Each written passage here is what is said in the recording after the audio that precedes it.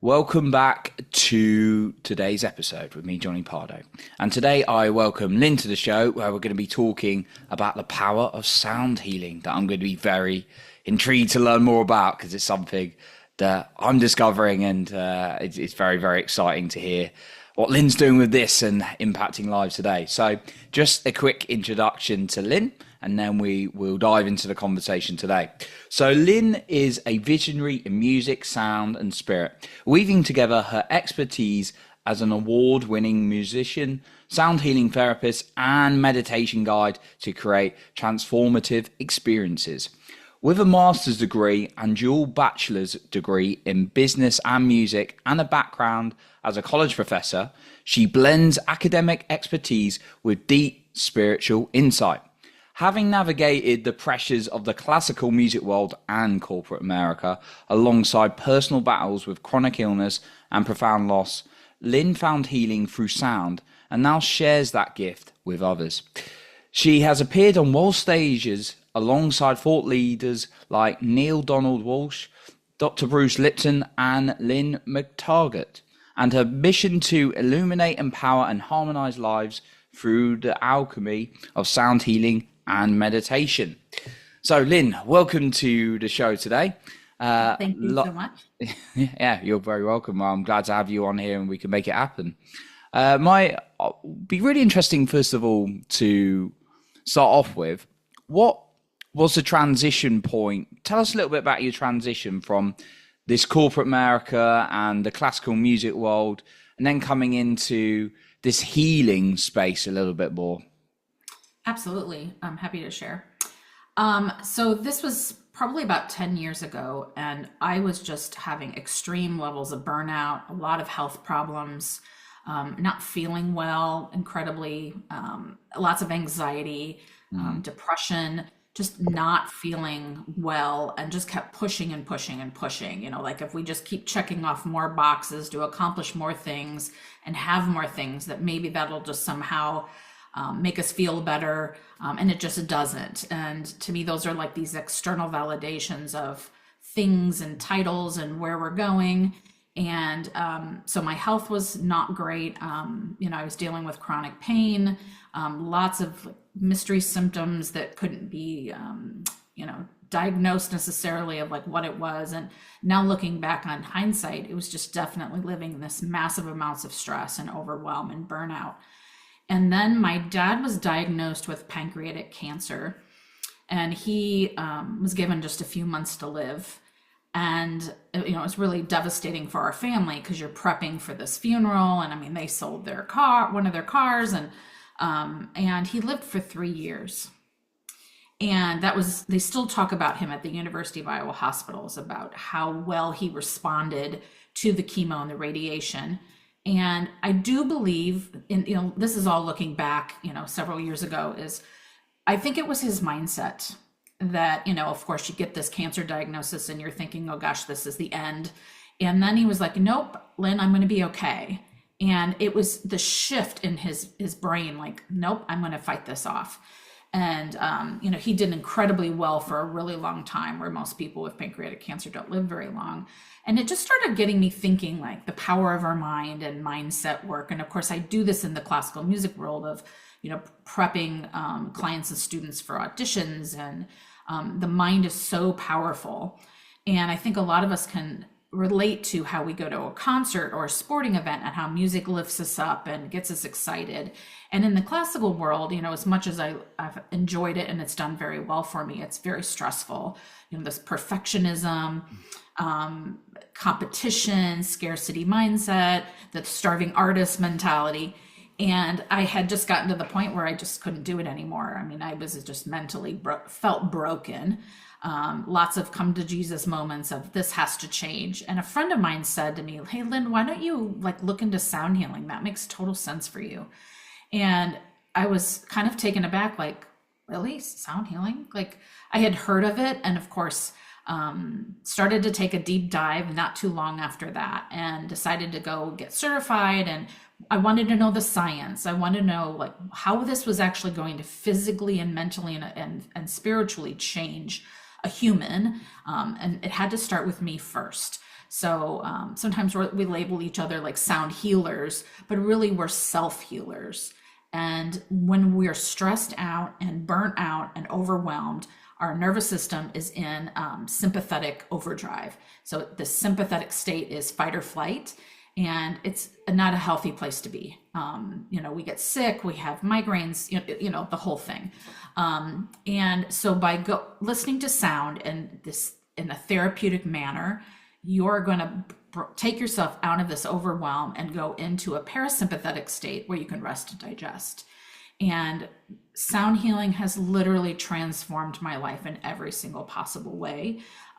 Most of my headaches and pain and all these other autoimmune conditions are almost completely gone. That doesn't mean like sometimes I feel like it's a miracle, but there's days where you still may not feel the greatest, or you might feel a little burnout, but just in general, it's like a 180 or more of how I felt pre-sound healing and how I feel now. And then I help people all around the world. I also think I have a different appreciation for music now that I'm not in this competitive mindset all the time. It's more about like making music and art because you want to do it, and that's a gift to do it. And so it's just been really profound. And I really never thought when I went into this, I say this often, it's as if I said, oh, I'm going to open this door now to sound healing and learn what I can. And it has been a universe of gifts, of meeting great people and sharing this incredible gift of sound that dates back to ancient Egypt and ancient China and ancient India, of how they knew sound and the profound effects it had on the body. So yeah, it's been pretty fantastic to say the least. Wow, that's quite a journey, and yeah, it's interesting how sound healing, and then someone mentioned it to you, and then it completely changes the trajectory or direction of your life, and takes you And I down a think different it's path. too is like being vulnerable enough to say that I don't really, obviously I know music and I've played professionally, but this was different. This wasn't about how fast you're playing, the perfectionism of everything, or competing. It was all about being really still and having these deep immersive listening experiences with therapeutic instruments and going within. And to really, at first, what I didn't realize, and you can probably appreciate this, is when I first started my training in sound healing, I was thinking, oh, I'm just going to play these instruments and I'm going to help people. But the first thing I had to do was really look at myself and how did I treat myself? How was I? Because a lot of us are very giving human beings, and we give, give, give. We've heard the comment before, like you have to fill your cup before you can help others. But I really had this deep loathing of myself that I didn't realize was there. And I think this is just that competition and scarcity mindset and just feeling like you're never enough. And that was kind of that was like, wow, that's not good to feel that way. So it makes sense in hindsight that I was having all these health problems because I was just dysregulated, depressed, had tons of anxiety, just living in this constant pressure cooker. And now when you step back and say, I'm worthy of caring about myself just like I care about others, it starts to shift everything. I know with the podcast, we talk about self-esteem and confidence.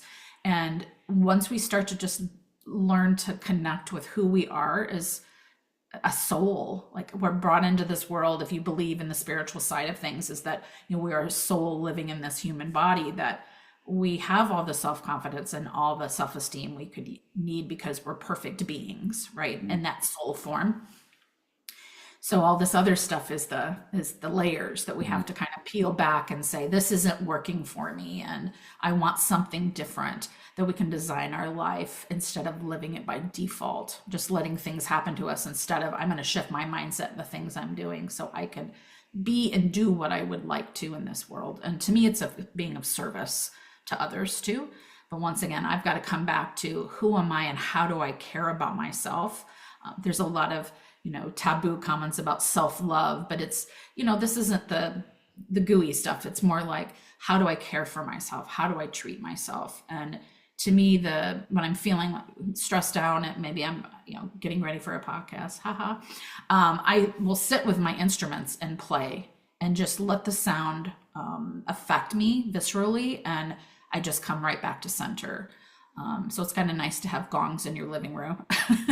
Can see him if you're listening. We've got some nice gongs in the background of Lynn, so it's there. So yeah, I want to touch a little bit on the like how it kind of like works for just the very sort of like beginner. Is it about finding like a sound, like a vibration, like a frequency that kind of gets you personally into a more of a parasympathetic state? So one thing we talk about are the brainwave states. So if we start with just the drum, different patterns and different speeds of drumming can pull us down into different brainwave states. So when we're dysregulated, obviously we're not in the kind of brainwave states that we would be if we were meditating. So when we meditate, we're kind of leaning towards, let's get into theta brainwave state, which is, so many, cycles.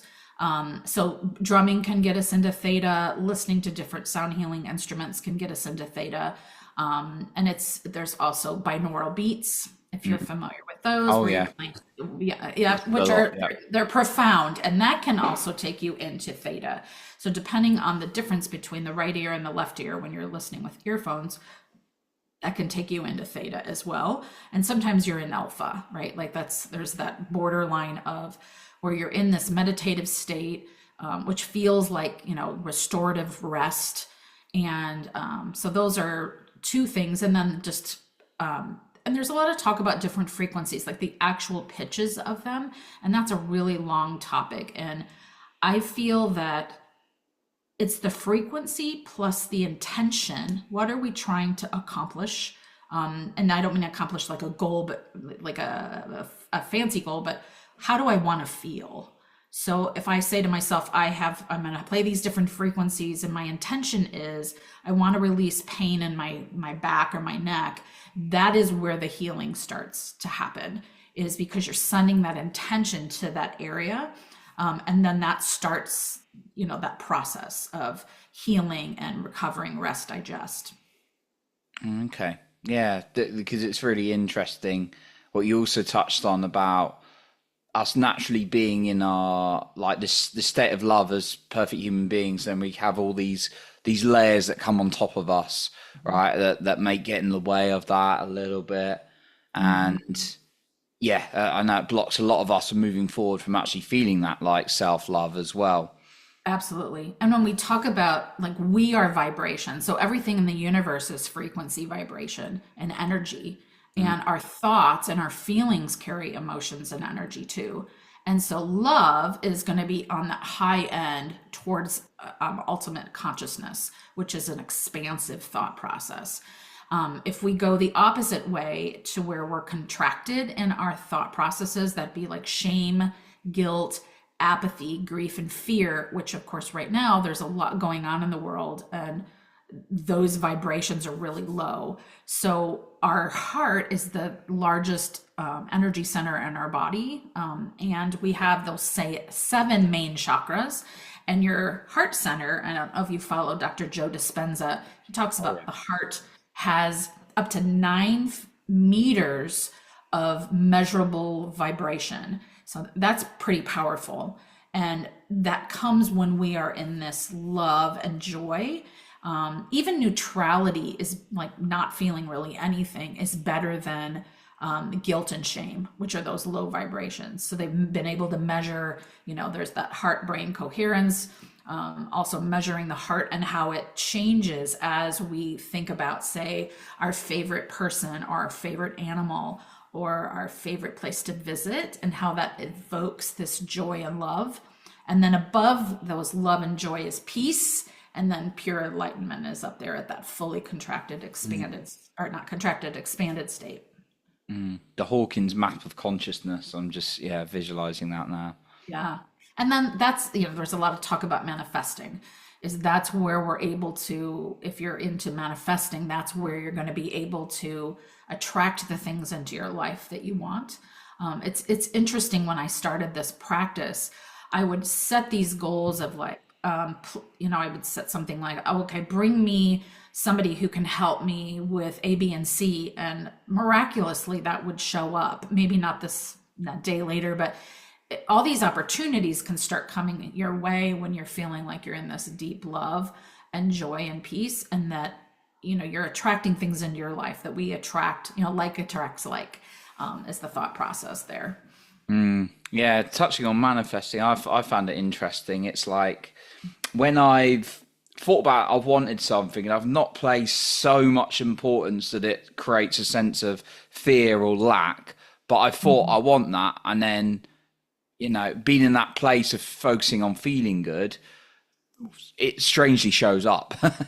And it's Exactly. crazy. And I think manifesting, people teach different things. There's some great teachers out there. You got your Wayne Dyers of the world and Gabby Bernstein I follow, and you got Joe Dispenza, who's brilliant with that kind of thing, but uses his kind of scientific approach with it.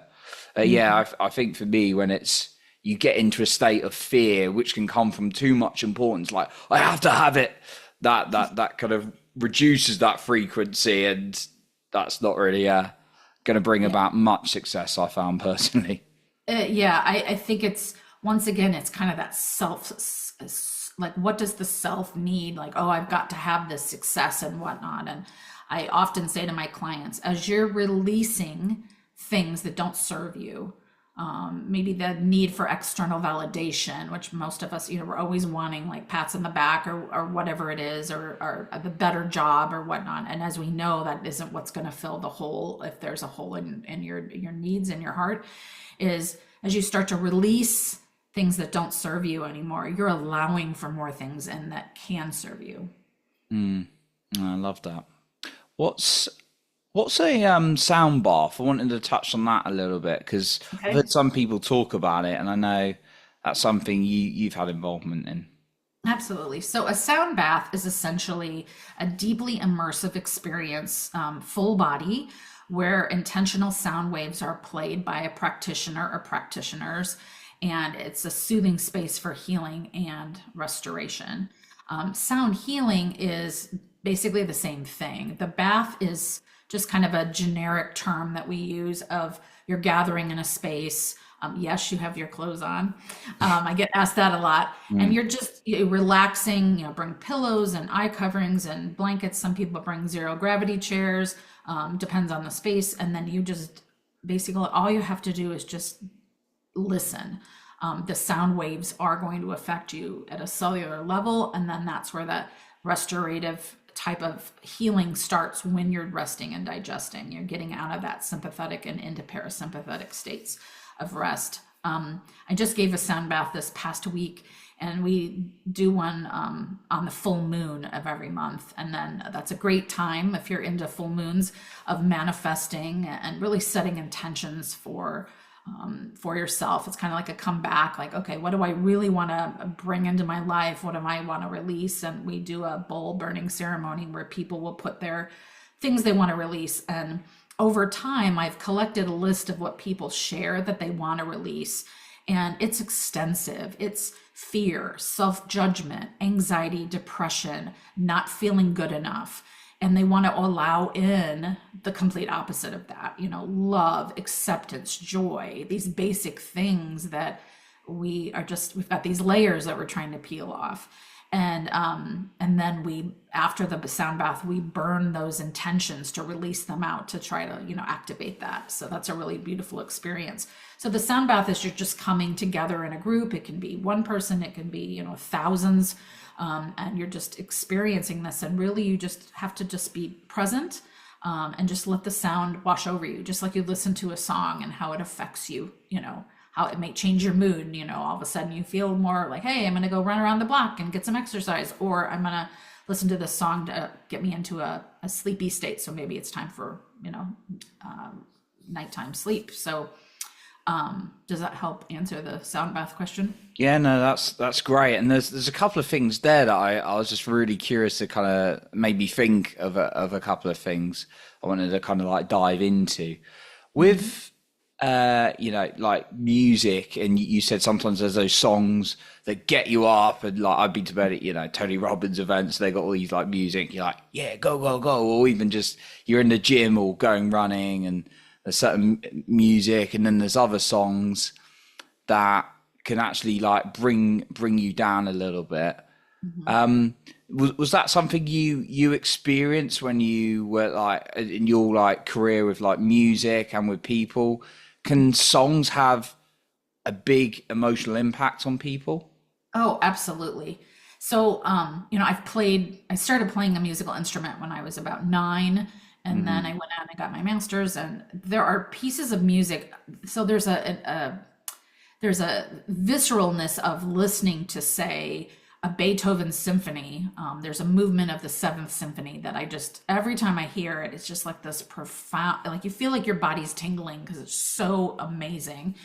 And everybody's got something different, right? And musicians in the professional world will talk a little bit about like what song is, at the top of that list. And of course, that's all over the place depending on what you like.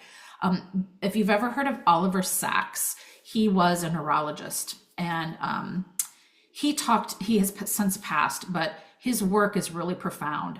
And there's a setting where he loves Bach and he loves Beethoven, and they basically don't tell him which piece is being played, and these are newer pieces to him. And he goes into the brain wave machine, and his brain is actually lighting up differently when he listens to Bach than when he listens to Beethoven.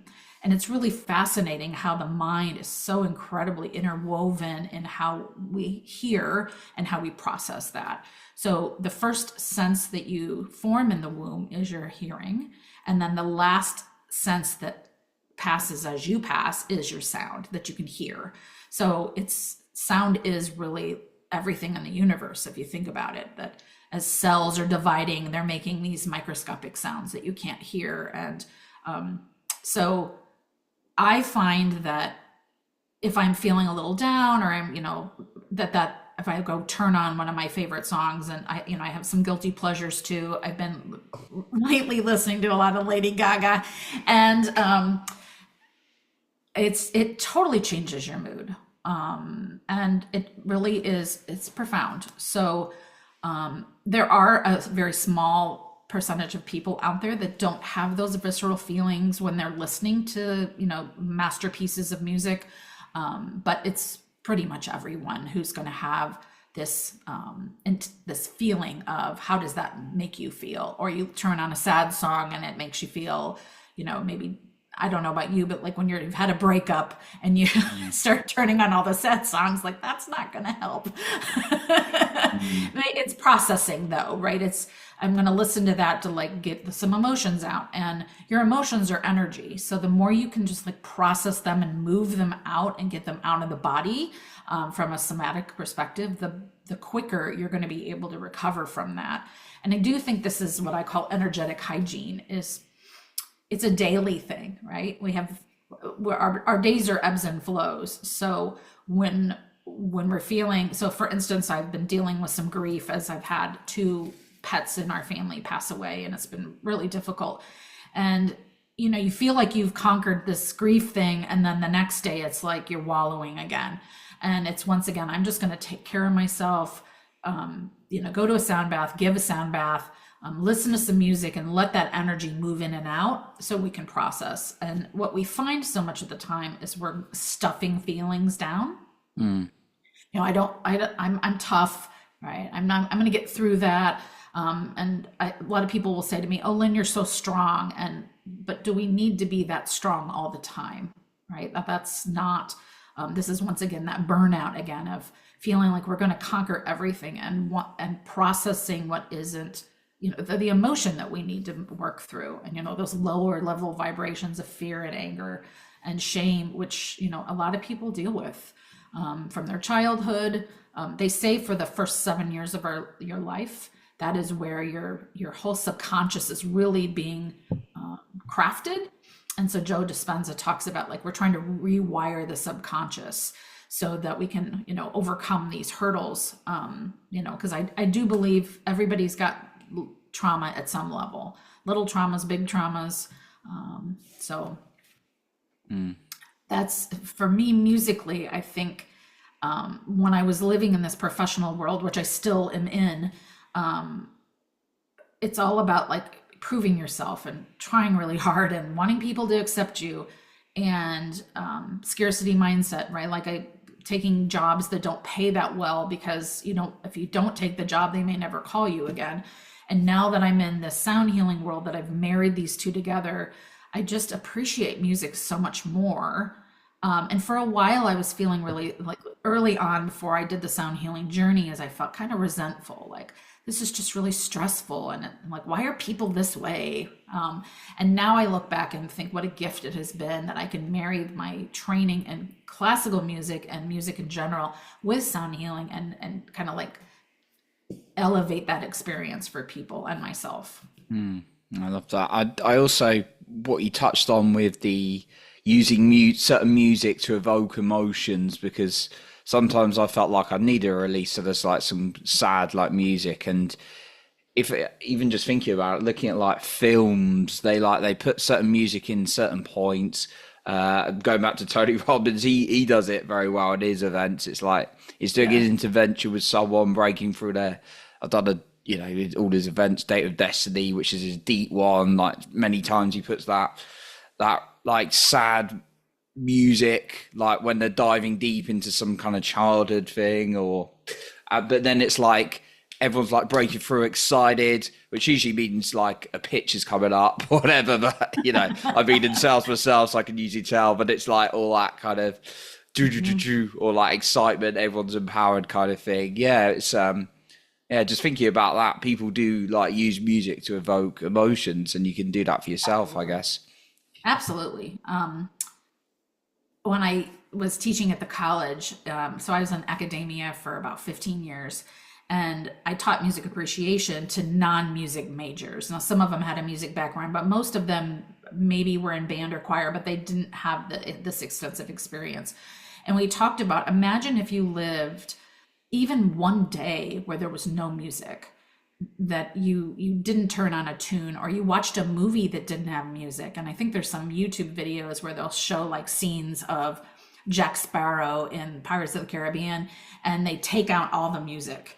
And you're just watching the scene, and then they'll put weird music in places that you wouldn't have it, like a clown circus. Well, it just really changes the vibe of the feeling that we're trying to evoke. And I do think all feelings are valid, and two, that we don't want to sit in those lower level vibrations for too long, because it's just not healthy for us. And it's also, personally, I don't think that's where our soul wants to sit.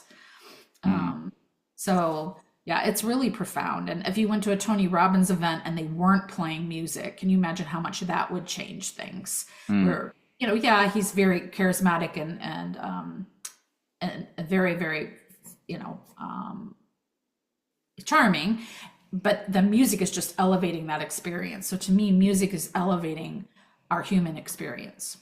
mm. Oh, amazing. Now, Lynn, I know you're obviously doing a lot of work with people on this to kind of help them use sound healing for themselves, and it's been really really important in your life. Just before we like wrap up, if the listener wants to find out more about your work or get in touch, I know you've got something as well that may be useful for the listener. Where can they find you? And also, is there a final point that you'd like to share with us today? Maybe something we talked about or something extra. Sure. I have a free mini sound bath if you sign up for my email list, Hmm. and Johnny will drop that information in Hmm. the comments. I also have a website you can visit. I'm on Instagram and I'm on Facebook. I do one-on-one and group events, corporate events. I was just hired to do a birthday party. So they want to bring people in to like zen them out. I think that's really fascinating. It's actually somebody from out of state who contacted me and said, "Do you do birthday parties?" And I'm like, "I sure do." It's not super common, but I think, well, that's really amazing. Colleges and universities are now hiring sound practitioners to help their students regulate their nervous systems when they're stressed and overwhelmed. I just think that the more and more we learn about meditation, its powerful benefits, which to me, meditation and sound kind of go hand in hand. And my experiences with meditation is once I added music into that, I was having much more profound experiences. And my spiritual life changed dramatically. That yes, you can meditate in silence. If we think about like Tibetan monks that would meditate, they did a lot of oming, right? Like which humming is activating the vagus nerve, which runs from basically your entire body. And that helps us get into a parasympathetic state. So it's helping us elicit this deep relaxation and this health benefit at the same time. And it's making us more productive and more happy and content with just simple sound healing. And there's different ways to go to sound baths. Maybe there's some in your area. I do them virtually as well. Some people want one-on-one where you're dealing with specific ailments that they're having. My husband often has back and shoulder pain from his job, and so he'll say, hey, can you go get the bowl? And then I do bowls on the body, and he'll always say, like, I know how that works, but it's just always still surprises him how effective it is when you're taking vibration. I often say to people too, is think about when you're listening to the radio and how you're tuning into a certain frequency, even though you can't see those things, that's how that is working. Or ultrasound that can see, unborn babies and different things going on in the body, different organ systems, that can affect you with music and sound as well. And how music and sound are different is music is usually like the harmony and the organized group of things happening, right? Like we all know what music is. Sound is a little bit more simplistic, and it's meant in a therapeutic manner with therapeutic instruments. And if you haven't experienced this world, I encourage you to go out and try and see how much it can change and give it a chance. And a lot of people that come to my sound baths come every single month. They probably would come every week if I gave them outline, did them every single week in that same location. But it's really fascinating. And what's really wonderful is now science is catching up to what ancient cultures knew all along of the power of sound and how it can heal us. Oh, powerful. I love it how these very traditional methodologies can be some of the most effective ones. So yeah, absolutely. Amazing. Thank you, Lynne, for coming on today. You're welcome. Thank you for having me. Awesome. So that concludes our episode for today. And remember to lead with your heart and not with fear.